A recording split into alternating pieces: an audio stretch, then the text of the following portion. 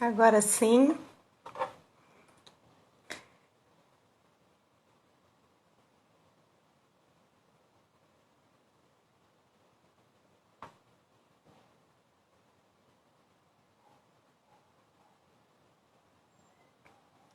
Vamos lá, pessoal. Oi, Bela. Vamos ver como que eu... Ah, aceita, Isa. Ai, agora foi. Deu certo! Boa noite. Boa noite. Vamos esperar aí um minutinho para o restante do pessoal entrar. Como que Viu? você tá, Eu Fabi? tava, Muito tempo, né? pois é, eu estava conectada com o Wi-Fi aqui, mas o marido é de TI, né? Então ele não pode ficar sem internet. Então eu percebi que tinha um outro link que estava melhor. Eu falei, não, é melhor trocar, porque A minha hoje a internet tá internet estava oscilando. estável. Oi? Uhum. A minha internet tá bem oscilante, mas eu acho que vai durar aí os 45 minutos. Eu espero. Não, vai sim, vai sim. Só vou esperar mais 30 segundos para a gente começar, para dar boa noite aí para o pessoal. Queria só divulgar, gente, antes da gente começar, que nós temos já agendado para quarta-feira que vem uma webconferência, uma videoconferência pelo Hangout Meet, lá pelo projeto Cidadania Ativa, sobre violência à mulher, principalmente nesse período de pandemia. Nós vamos ter a Marcela, lá da Universidade Federal do Rio, bem como vamos ter também uma juíza do Rio, que traz também um painel, ela é representante de uma comissão lá da Emerge sobre violência à mulher. Então, acho que vai ser bem legal, já temos muitas inscrições.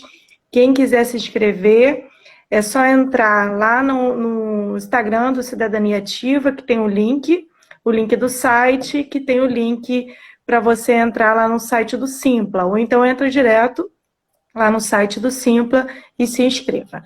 Quem tiver dificuldade, me manda um direct aí que eu mando o link direto para vocês se inscreverem. Bem, mas sem mais delongas, boa noite, Isabela, boa noite a todos. É muito bom a gente poder, mais uma quarta-feira, bater um pouco de papo, conversar um pouco mais sobre a seara do direito, principalmente nesse momento de tanta instabilidade, né? Instabilidade jurídica, instabilidade social, instabilidade econômica. E claro que não poderia ficar de fora também um debate que envolva a parte eleitoral e partidária, né?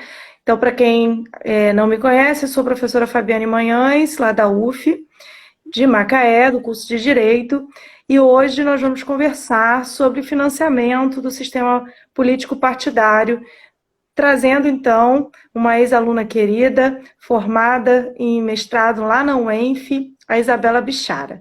Vou passar a palavra para ela se apresentar e dar aí as boas-vindas também para vocês. Bom, boa noite a todos, né? Acabei agora de fazer mestrado em Sociologia Política pela UENF, sou formada aí pela UF, como a professora disse.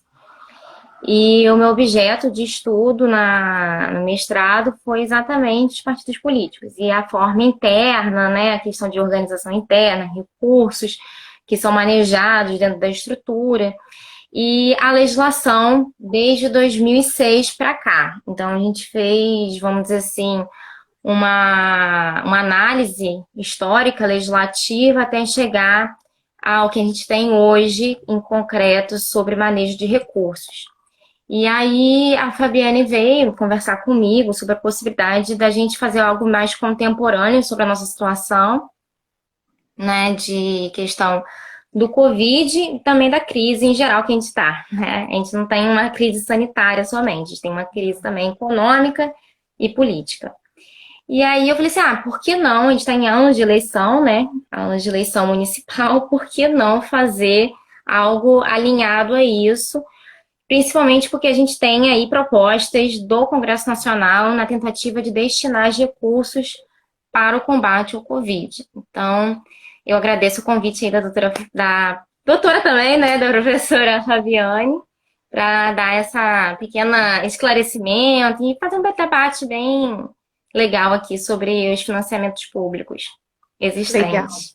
As pessoas costumam me chamar de doutora, eu falo para me chamar de Fabiane. Por isso que muitas pessoas, quando vão me chamar de doutora, rateiam, porque não costumam me chamar de doutora, Advogado tem essa apesar de mania, ter doutorado. Mas vamos lá, vamos conversar um pouquinho então sobre o financiamento, né, desse sistema partidário eleitoral. Queria que a gente começasse falando um pouquinho desse financiamento público. Como que é essa opção brasileira a respeito do financiamento público? Que tipos de financiamento nós temos, né? Quais são os modelos que você estudou aí ao longo da sua dissertação de mestrado? E falar então da nossa opção brasileira. Então, eu vou tentar fazer uma diferenciação dos dois sistemas que a gente tem hoje, né? A gente tem um sistema de financiamento misto, né? Principalmente na América Latina, 94% dos países da América Latina tem um financiamento misto, ou seja, um financiamento que é particularmente privado e um financiamento ligado à parte pública. E no Brasil, especificamente, a gente tem o fundo partidário e o fundo eleitoral. Os dois se diferem, apesar das pessoas acharem que são as mesmas coisas por ter relação de recursos de duodécimos e de dotação orçamentária. Bom, o financiamento partidário, que é o fundo partidário, né, que é o Fundo Especial de Assistência aos Partidos Políticos, ele foi criado desde 1965, então não é uma coisa nova, né? E foi criado na ditadura militar, por incrível que pareça. E aí a gente passou a ter esse financiamento, apesar de a gente ter um desenvolvimento dos partidos políticos bem, né, diminuto. E depois da Constituição de 88, a gente passou a ter recepção pela Lei 9.096, de 95, do financiamento do fundo partidário. E o que diz o fundo partidário? O que ele é composto? O fundo partidário ele é composto por duodécimos, que são dotações orçamentárias anuais. Então, o Tesouro Nacional ele aplica esse dinheiro, que é previamente estabelecido, tanto pelo Congresso Nacional quanto pelo Poder Executivo. Temos aí penalidades e multas que são aplicadas pelo Código Eleitoral. Temos doações de pessoas jurídicas e pessoas físicas. E temos outras destinações feitas por legislação, né? E, diferentemente disso, temos o fundo eleitoral, que é uma coisa recente, que aconteceu agora de 2015 para cá. Por quê? Por que a gente inventou de fazer um fundo específico eleitoral? Porque em 2015, o STF julgou uma ADIM, que alguém quiser ver, a ADIM é extremamente interessante, é a ADIM 4650. Ela fala sobre a questão de doações de pessoas jurídicas. Se era possível ou não acontecer doações por pessoas jurídicas, se isso era constitucional. Porque a legislação referente à parte eleitoral e à parte de partidos, ela fazia ela concedia aos partidos essa possibilidade. E aí o STF resolveu dizer, olha, não pode, porque o poder econômico e a interferência do financeiro faz com que haja uma plutocratização da política. O que significa isso, né? Quer dizer que a interferência exacerbada das empresas, e aqui eu falo de modo lato sensu, né? Porque a gente tem vários tipos de influência, acaba ocasionando uma corrupção passiva. Ou seja, acaba fazendo com que o candidato não faça as promessas referentes ao grupo social que votou nele, mas as demandas que são propostas pelas empresas, pelo mercado financeiro. Então, as políticas públicas acabam sendo deixadas de lado em prol de demandas que são pró-mercado. Então, isso ocasiona uma desvirtuação da política. Então, o STF declarou isso como inconstitucional. E aí, o que aconteceu? Os partidos jurídicos, os partidos políticos acabaram se vendo sem as receitas. Que eram receitas excessivas, assim, de campanhas eleitorais. E aí ele falou, não, calma aí, não pode ser assim, né? Como que a gente vai fazer? Porque uma campanha eleitoral, ela é extremamente custosa. E principalmente no Brasil, a gente tem uma extensão territorial imensa, que os partidos políticos têm que atuar, e a gente tem um marketing eleitoral extremamente sofisticado, e que é caro, né? Então, os partidos políticos, tanto os partidos menores quanto os partidos grandes, se sentiram prejudicados. E aí ele falou assim, o que a gente pode fazer para a gente tentar contornar essa situação que o STF deixou a gente nisso, né? E aí você vamos criar um fundo eleitoral em que o Poder Executivo que o próprio Estado vai conceder recursos para a gente. E isso, de certa forma, vai trazer também uma espécie de publicidade e transparência sobre as receitas que vão ser recebidas pelos partidos em período eleitoral. Até aí tudo bem, né? Aí foi o Poder Executivo aplicar um valor, né? Apresenta um valor máximo e isso é discutido no Congresso Nacional. Bom, ambas essas figuras, né, de financiamento, tanto o fundo partidário quanto o fundo eleitoral, ele não é feito de forma igualitária. A distribuição deles tem requisitos específicos. Então, o fundo partidário agora, ele estabelece 2 tipos de distribuição, que a gente acredita que é uma distribuição constitucional, que é a emenda, a cláusula, né, de desempenho. Então, nem todos os partidos têm acesso ao financiamento público, mas... Então, nas últimas eleições em que foi aplicada a cláusula de barreira, a gente teve 14 partidos políticos fora da distribuição do fundo partidário. Temos 35 partidos até então. Então, é uma grande quantidade de partidos que acabaram ficando fora desse rateio, tanto do fundo partidário, quanto também da famosa propaganda eleitoral gratuita. Que é um recurso, mas deixa eu só te cortar um minutinho, que você usou uma terminologia que nem todo mundo pode saber, chamada cláusula de barreira. Vamos falar um pouquinho do que vem a ser a cláusula de barreira. Então, a cláusula de barreira a gente já tentou colocar várias vezes no nosso sistema político partidário e nunca deu certo, porque os partidos tendem a sempre... E o STF na última vez também deu uma de sem braço, resolveu cair a cláusula de barreira. Mas o que seria a cláusula de barreira? Seria a colocação de critérios de desempenho eleitoral para que os partidos possam ingressar na rateio, na distribuição de prerrogativas partidárias, ou seja, do fundo partidário e do tempo de mídia.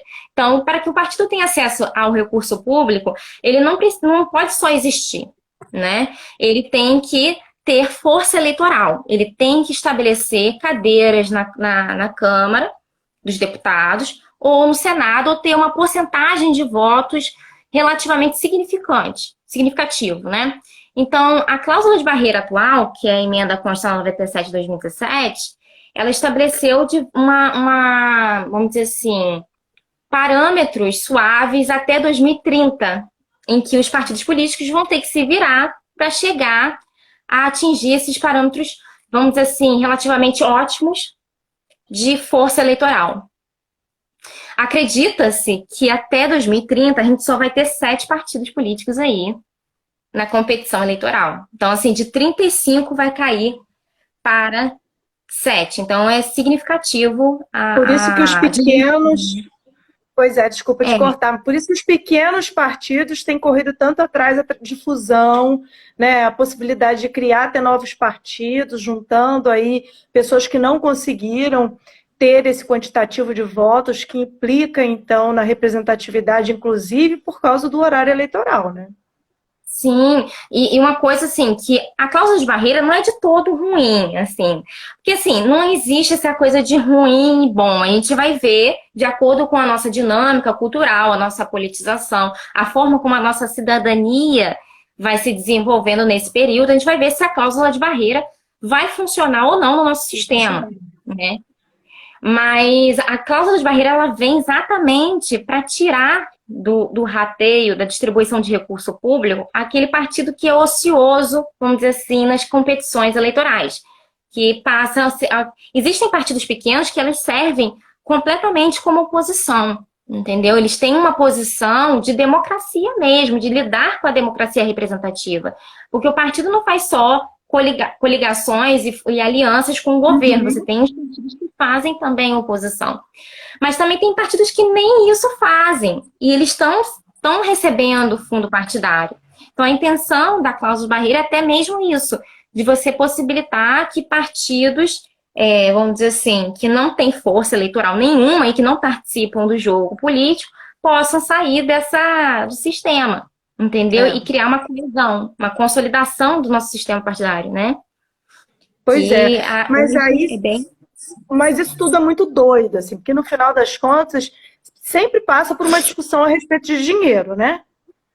Sim. Dinheiro e política estão ali, né? Juntinhos, né? Juntinhos. E não tem como dissociar. Não tem como, né? Por que você acha que não tem como? Porque, assim, toda máquina partidária, ela tem um preço, ele é um custo. Você não tem como você lidar com aquela... Você não tem como você lidar com filiado, com atas de reunião. Você precisa de todo um corpo administrativo que vai fazer com que as atividades partidárias corram normalmente. É como se fosse uma empresa.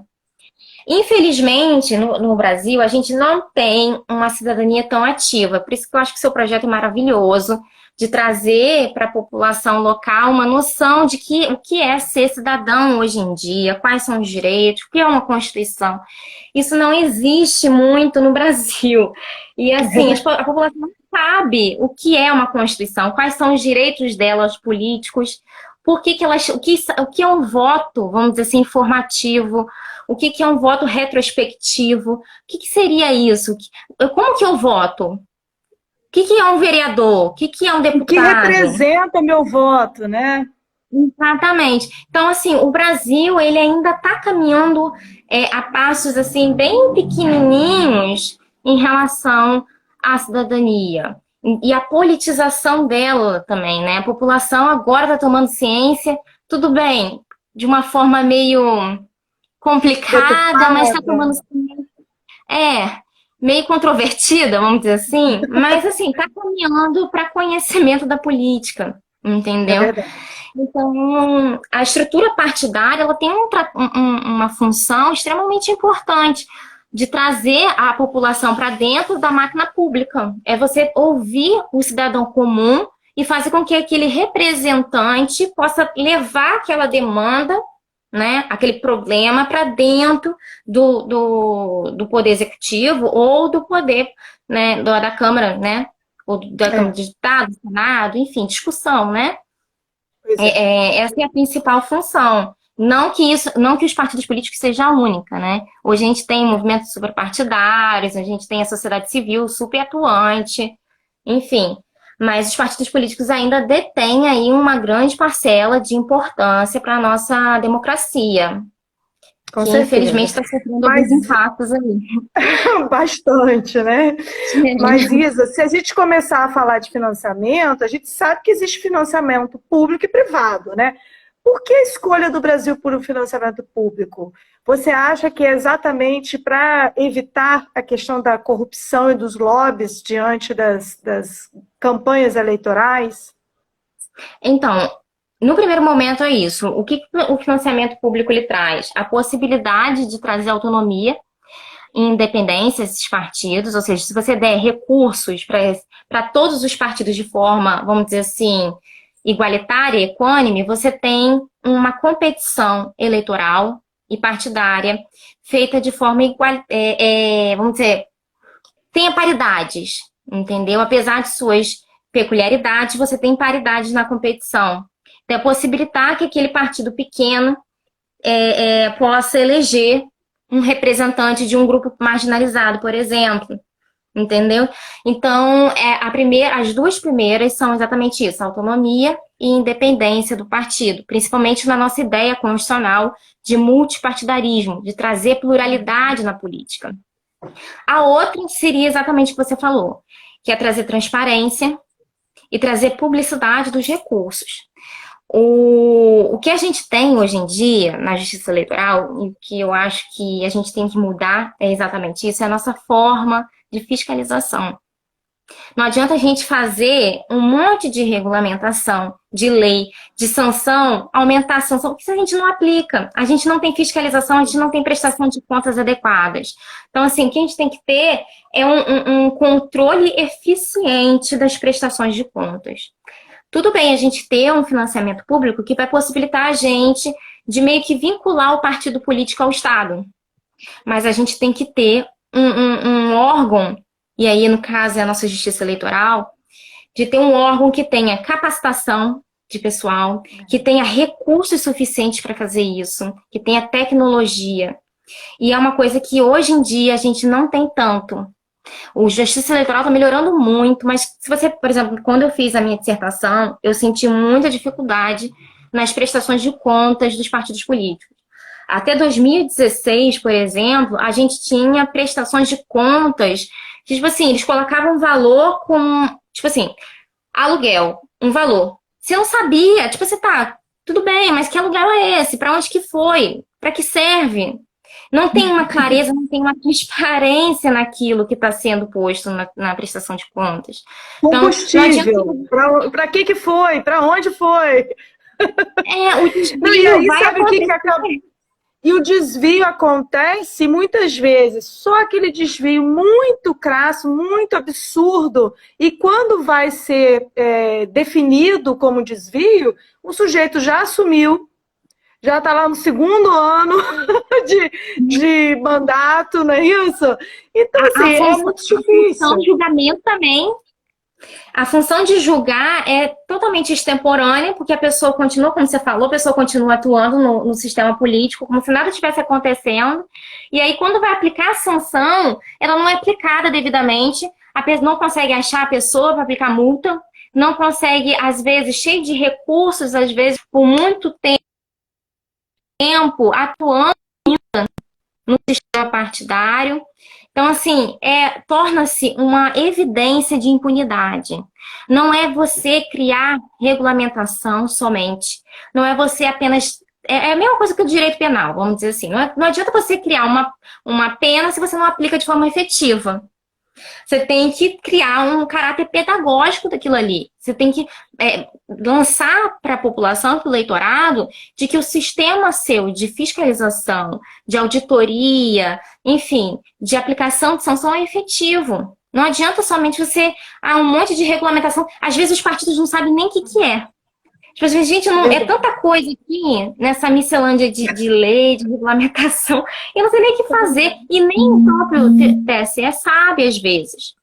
É contraditório algumas regulamentações. Então, simplificar é preciso, até para ter efetividade. É verdade, Entendeu? é verdade. Eu não sei se o pessoal está notando, você está meio borrada aí no vídeo. Eu acho que é sua internet, mas vamos caminhando que sua voz está funcionando. Ai, que bom. Mas, com certeza, normal, em tempos de pandemia, está todo mundo aí trabalhando online e aí sobrecarrega mesmo. Mas queria conversar um pouquinho com você como que a cláusula de barreira impactou a questão do financiamento público. Ah, voltou, a imagem ficou bem melhor agora. Que bom. Então, a cláusula de barreira, ela, como eu já falei, ela criou um requisito e aqueles partidos têm que atingir o requisito, senão não farão parte da distribuição de prerrogativas partidárias. O que seria prerrogativas partidárias? Recursos públicos, né? Vamos pôr aqui de forma clara. Então, 14 partidos políticos, logo em 2018, não conseguiram atingir. Então, você já não tem mais dinheiro a ser destinado às campanhas eleitorais agora de 2020, pelo fundo, através do fundo. Então, você já torna a parte de recurso financeiro do partido bem frágil. E aí, esses partidos pequenos começam a sofrer. Apesar de agora a gente ter algumas soluções, né, de vaquinha online, mas enfim, nem todo mundo tem condições de dar dinheiro ao partido político, ainda mais um pequeno, entendeu? A gente não tem essa política. Como eu falei, ainda está bem engatinhando ainda. Então, esses partidos começaram a perceber que eles não iriam participar do fundo partidário. A única ajuda que eles terão agora é do fundo eleitoral, porque o fundo eleitoral não passará pela cláusula de barreira. Então, em períodos eleitorais, eles estarão resguardados pelo próprio fundo eleitoral.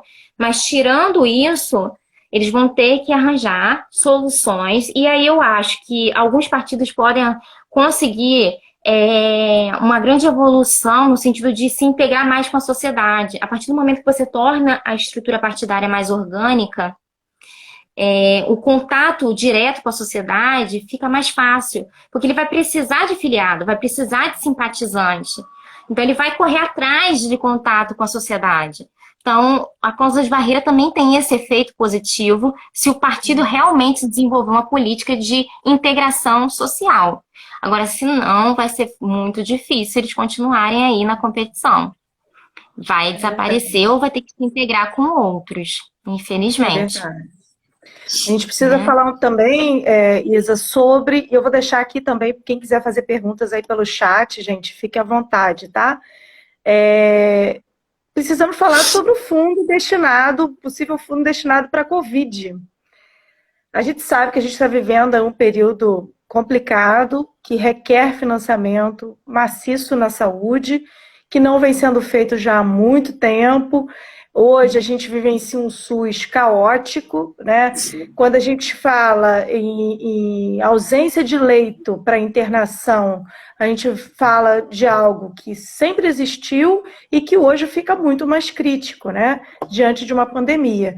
E aí, vamos falar um pouquinho sobre a questão do fundo em relação ao Covid. Você concorda? O que você acha sobre isso? Então, as propostas que eu vi foram 7, se eu não me engano, foram 7 propostas na Câmara dos Deputados e 6 no Senado. Então, provavelmente eles devem votar isso em junho, porque eles vão votar a possibilidade de adiamento das eleições. As eleições de 2020 vai ser uma eleição também complicada, municipal, porque a gente não vai ter mais coligação em eleições proporcionais. Então, os partidos menores ainda vão sofrer mais um baque. E aí, você fazer a destinação total, aí é complicado. Fazer a destinação total, tanto do fundo partidário quanto do fundo eleitoral, eu acho que vai ser prejudicial para a competição eleitoral. Isso vai tornar desigual, que já está desigual por conta da própria cláusula de barreira que acabou de ser aplicada. Quando a gente tem um fluxo normal em que não tem crise sanitária, que não tem crise política, não tem crise econômica, a forma pela qual os partidos políticos podem se arranjar receitas é muito mais fácil. Agora, quando você tem um período eleitoral, você tem Covid, você tem uma crise política, você tem uma crise econômica que está, assim, passando por cima de todo mundo, é muito difícil você conseguir receita que não seja a pública. Da mesma forma que as pessoas estão precisando de dinheiro do Estado, os partidos políticos também estão. E isso não é ruim. As pessoas tendem a demonizar muito a política, e principalmente os partidos políticos, por conta desse financiamento público. Não é ruim. A questão toda é que tem que saber dosar isso. Se a gente está precisando de uma demanda no setor, né, de saúde, e a gente percebe que vai ter maiores dificuldades, até por conta da legislação existente, a gente tem que fazer uma análise. Então, assim, que tal a gente fazer metade da devolução para os partidos e talvez desviar isso, destinar isso para a saúde? Eu acredito que a melhor forma é ter uma proporcionalidade nisso, né? A gente tem razoabilidade. Porque se você continuar com as eleições do jeito que está, muitos partidos, vai acontecer que muitos partidos, os maiores partidos e os partidos mais consolidados vão ter mais chances de emplacar candidatos em câmaras legislativas. É verdade. E aí os partidos pequenos vão continuar sem participar do jogo político. Então, acredito que a melhor forma de trazer mais clareza para a população é explicar o que vai acontecer, que vai ser destinado um fundo específico, um valor do fundo, mas que é necessário para ano eleitoral. Se não houvesse ano eleitoral, acredito que os partidos fariam, com certeza, a concessão total desse fundo de forma aí excepcional, porque é uma situação excepcional, a gente não tem legislação para isso. A gente não tem legislação para várias coisas pelo Covid, mas do fundo partidário não teríamos, nem do fundo eleitoral. Então, a gente tem que ter uma certa razoabilidade para não prejudicar ainda mais a crise política que a gente está. Que é cada vez mais, vamos dizer assim, afunila mais a representação de grupos sociais que está aí tentando desenvolver políticas públicas, que está tentando chegar dentro da máquina pública através de cargos parlamentares, inclusive em nível local.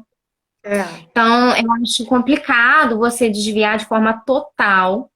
Inclusive, os próprios presidentes da Câmara dos Deputados e até do Senado reclamaram sobre isso, porque, tipo assim, a gente tem que, não dá para você simplesmente falar, olha, há uma necessidade na saúde, a gente tem que transpor todos os recursos. Não pode, a gente tem que ter, se a gente vai ter um ano eleitoral, a gente tem que ter situações excepcionais também para o fundo eleitoral e o fundo partidário.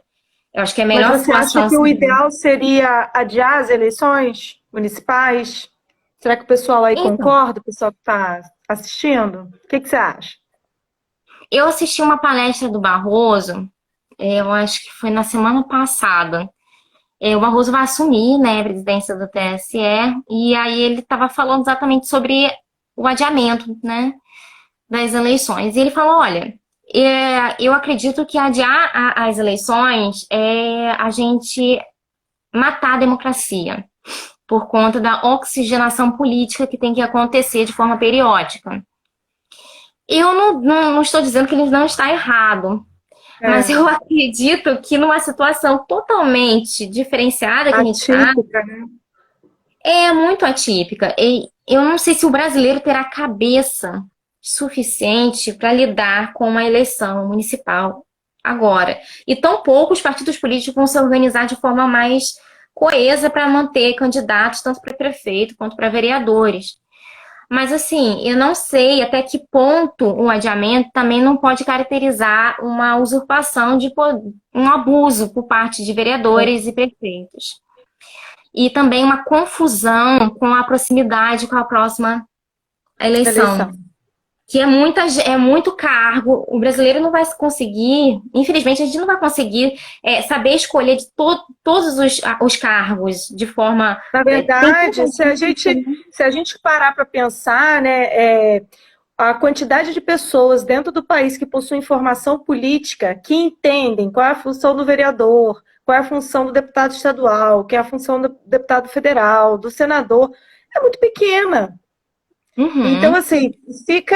e aí, a conceituação, a escolha do sujeito na hora de votar leva em conta, muitas vezes, critérios particulares e não para um bem comum.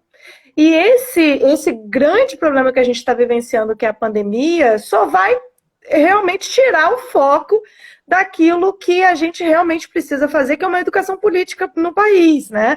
Então, é muito difícil. Nós estamos num cenário que, se ficar o bicho pega, se ficar o bicho come, né? A gente não sabe qual é a melhor escolha, né? Talvez a melhor escolha seria adiar alguns meses, que é o que o Maia estava querendo propor, né? Que seja para janeiro ou fevereiro, que aí já tem um tempo razoável aí para os partidos políticos se organizarem e até as pessoas também, né, passarem dessa fase ruim. Mas, assim, a gente não tem tanta expectativa de que isso melhore esse ano. Será que ano que vem vai estar melhor? Enfim, são questões que vai ter que ter uma decisão. Eu considero que o adiamento seja necessário, até mesmo porque a gente vai ter uma eleição que é muito local e a gente tem muito ainda do chamado clientelismo. A população atual, em nível local, está precisando muito de dinheiro, porque o governo federal está demorando muito a conceder os benefícios ligados a essa crise. Então, muitas pessoas estão passando fome. Então, o clientelismo pode, sim, ser predominante nessa eleição. Tipo, as pessoas podem vender votos por conta disso, por conta de uma cesta básica. Por necessidade, né? Por necessidade. E o brasileiro não vai pensar, tipo, esse aqui vai ficar 4 anos como minha representação na Câmara Legislativa Municipal. Ele vai pensar na comida que tem que comer. Enfim, é bem complicada a situação, mas eu espero com sinceridade. A promessa de emprego, né, Isa? Quantas pessoas estão perdendo emprego? Então, é na promessa de emprego. Né? Então, quantas pessoas que normalmente trabalham praticamente de graça numa campanha eleitoral sob a promessa de que vai ter um vínculo empregatício lá na prefeitura. Não é assim? E junto ao município. Muitas pessoas. Então, imagine nessa situação de caos social que nós estamos vivenciando. Quanto que isso não pode ser utilizado, né, de forma ruim para exatamente burlar aquilo que a gente mais quer, que seja uma eleição que traga realmente um melhor representante, né? Sim, exatamente. E eu acho que é isso que as lideranças políticas têm que pensar. Não é tão fácil, a gente não está vivendo uma situação que a gente vive normalmente, está vivendo um momento excepcional. Acredito que a democracia não vai morrer por conta de um adiamento de 4, 5 meses, numa situação que a gente ainda não sabe o destino das coisas, e a gente tem que pensar sobre a nossa situação mesmo, o que é o brasileiro, o que é o voto para o brasileiro, e o que são eleições. Eu acho eleição municipal muito mais importante que eleições gerais, vou falar a verdade. Eu também. Porque eu acho que... Na verdade, o representante municipal, desculpa te cortar, o representante municipal é o que está mais próximo de nós, né? É aquele que vai fazer as políticas públicas locais. Então, é extremamente importante que as pessoas saibam em quem votar, saibam quem realmente são as suas escolhas, porque, afinal de contas, assim, a gente vê um festival de escolhas equivocadas ao longo de vários lugares. E aí, hoje, nesse momento de crise, então, na saúde, ainda a gente vê determinadas políticas que são extremamente populistas e sem pensar no bem da saúde do povo, né? Então, assim, é muito complicado. E eu acho realmente que é necessário fazer uma conscientização sobre esse voto municipal, na eleição municipal. É muito importante. Eu acho, assim, que se as pessoas tivessem noção do que um vereador faz, quais são as funções reais de um prefeito, eu acho que a gente evitaria tanto problema, até mesmo em questões... Eu vejo agora, na questão de Covid, eu vejo muito Facebook, mas eu nem estou falando muito para não criar confusão. Mas eu vejo pessoas cobrando coisas ao prefeito que não é competência do prefeito, as pessoas não têm noção do que seria realmente uma função ligada ao cargo do executivo e ligada ao cargo do legislativo municipal. E as pessoas vivem em municípios, as pessoas não vivem no federalismo, no federal, né? Só na União. A União é uma representação, mas assim, precisa muito mais ser integralizada a política municipal, porque é ali que as pessoas vivem, ali é a realidade das pessoas, né? Mas, enfim, eu acredito que o Congresso Nacional deve adiar, sim, até por questão de a gente não tá num clima tão bom, né?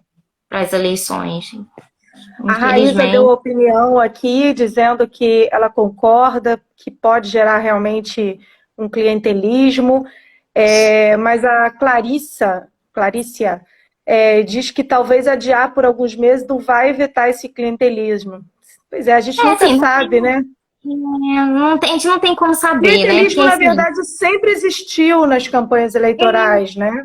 Eu acho que pode piorar, não é que não vai existir mais, entendeu? Eu acho que vai piorar pelas circunstâncias que as populações mais carentes estão, e assim, nem tão carentes. Por exemplo, pessoas que querem cargos comissionados são pessoas que já têm uma certa, vamos dizer assim, dependência do município. E aí ele já não tem emprego, a pessoa fica realmente em cima ali, né? Querendo que a pessoa continue a dar o cargo público comissionado. Então, assim, eu acredito que haverá uma agudização, sim, entendeu? Infelizmente. Porque as pessoas estão passando fome, as pessoas querem ter uma comida na mesa. Às vezes a gente prefere uma coisa mais imediata do que... E fome a gente não pode controlar, gente. Infelizmente, você tem que pagar a comida pro seu filho, você não vai... o voto, depois eu voto de novo, entendeu? O voto é uma coisa cíclica para as pessoas. As pessoas não têm noção de como o voto é tão importante. Eu acho que se tivesse noção, a gente não estaria tão na situação que a gente está, né? É Mas, verdade, é verdade. assim, Eu tenho é, uma última pergunta, não sei se o pessoal vai ter pergunta para você, que é a respeito, nós temos um recurso extraordinário que o próprio Barroso é relator, que é a respeito das candidaturas avulsas, né, sem filiação partidária. E eu acho interessante a gente conversar sobre isso. Será que é necessário? Será que é possível a gente instituir candidaturas sem filiação partidária? O que você acha no país? então, é, eu acho o seguinte, que qualquer tipo de participação política é válida. Se a pessoa não se identifica com o partido, e se ela quiser participar do jogo político, por que não? Né? Então, assim, a democracia ela tem que abarcar todo tipo de critério de participação. Tudo bem que os partidos políticos têm maior, vamos dizer assim, organização. Mas isso não quer dizer que a pessoa que vai estar ali sem o partido não vai ter ideias boas, não vai poder participar de forma efetiva e até melhor que uma pessoa que está patrocinada por um partido político. Eu acredito que constitucionalmente não vai rolar. Entendeu? Eu não acho que possibilitar, Para flexibilizar permitir, isso. né? É, mas eu Até acho porque quem, extremamente quem válido. seriam, qual parcela dessa população que conseguiria ter dinheiro para investir, por exemplo, numa campanha, sem estar afiliada a um partido O político, né? autofinanciamento, né? Exatamente, que é aquela questão de, tipo assim, você possibilitar que grandes empresários, enfim, possam entrar na máquina pública sem a intermediação de um partido que, teoricamente, teria uma função pública, né, expressa, né? Mas, assim, continua sendo uma forma de participação, não vai retirar o papel do partido político, né? Mas eu acredito que, infelizmente, no Brasil, no atual estágio que a gente está, vai ser muito difícil a gente conseguir realmente. Eu acho que teve um voto favorável, acho que a gente chegou a ter Teve uma audiência pública, teve audiência teve pública audiência em dezembro, com pública. vários cientistas políticos, né, advogados, expondo vários pontos positivos e negativos da possibilidade de uma campanha sem filiação partidária, e agora está concluído com o relator e ele vai dar o voto dele. Como a conclusão só saiu agora, 28 de abril, né, tem pouco tempo, eu acredito que ele não vai demorar tanto assim, porque ele sabe que pode implicar também nas eleições municipais, né? Vamos ver. Mas eu também acho que não vai passar, não. Acho Apesar, difícil. exatamente por causa, a gente também, além dos critérios constitucionais, a gente tem que pensar também na questão do autofinanciamento, né? Quando você pensa no modelo americano, por exemplo, na qual fica bem claro os lobbies de investimento privado nas candidaturas, né? Queria que a gente A conversasse um gente tem pouco que falar sobre mais sobre isso, né? lobbies, né? A gente tem que falar mais sobre lobby. Eu acho que o Brasil, ele tem cria um grande tabu com o lobby, né? Mas é melhor você botar o lobby regulamentado do que não deixar ele, assim, à deriva, entendeu? Eu É acho que a melhor gente... dizer que eu estou defendendo a bandeira tal, É, o outro está defendendo a bandeira exatamente. tal, e aí o sujeito vota se quiser, né? Tem transparência, pelo menos, né? Então, assim, eu acho válido. Os cientistas políticos são muito a favor, inclusive, dessa possibilidade de você ingressar sem o patrocínio de um partido, porque eles caracterizam que hoje o partido político ele é apenas um dos instrumentos que existe. Você tem outras formas e realmente você tem aí os movimentos superpartidários, a Isa, se tiver aí ainda, Ah, ela faz parte. Então, a gente tem uma grande mobilização política, às vezes não passa pela estrutura partidária. E não. acho que até por conta da própria oligarquia da estrutura partidária. A pessoa que está na base, ela não chega ali, no topo, no ápice da estrutura partidária, não tem voz, às vezes. É verdade. Então, é difícil. Então, acho que todo tipo de participação política é válido, inclusive a possibilidade de você for sozinho, entendeu? Sem um É. patrocínio de um partido, Pois é, o que a gente precisa nesse momento talvez seja começar a pensar que a polarização do nosso país não está nos levando a um avanço de uma educação política adequada, né? A gente está vivenciando aí momentos de polarização que muitas vezes fecha para um diálogo mais saudável e principalmente dos pontos mais importantes que a gente precisa discutir no país. Muitas vezes se alimenta a polarização exatamente para se fechar os olhos, retirar o foco daquilo que realmente a gente precisa debater. E saúde é uma delas, né? Então, às vezes eu boto aí um olhar da política mais radical, exatamente porque eu não quero que as pessoas enxerguem determinadas coisas. Então, eu acho que a gente tem muito a crescer. Né? O brasileiro tem muito que falar de política ainda. O brasileiro tem muito que ainda discutir sobre a transparência na política, porque só estamos caminhando nessa democracia tão recente, e é uma pena quando a gente vivencia aí pessoas pregando uma volta da ditadura, por exemplo. Então, eu queria te passar a palavra para a gente fechar, para que você fale um pouquinho das suas perspectivas aí para os próximos anos em relação às eleições do país, principalmente nesse cenário que a gente vivencia de fake news, né? Então, assim, é uma polarização que não nos acalenta, que não nos traz acréscimo nenhum na nossa politização adequada, e pior do que isso, né? A gente, infelizmente, fecha os olhos para aquilo que realmente precisa ser debatido no país. Bom, o cenário eu não tenho como prever, porque o cenário está extremamente estável. Eu acho que quem conseguir prever alguma coisa, ele está no lucro, porque eu acredito que a gente está passando por um período não de ruptura democrática, tá? Espero que não, né? Mas eu acho que a gente está passando por uma crise que a gente não está sabendo lidar, tanto como você falou, através da politização. A gente torna tudo de forma dual, né? Eu vi um comentário perguntando como é uma forma da gente criar formas de participação em Covid.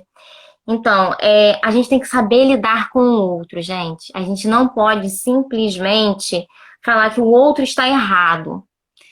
Que a gente tem a minha posição é a certa e você está errado e a gente vai lidar dessa forma. A gente tem que saber dialogar.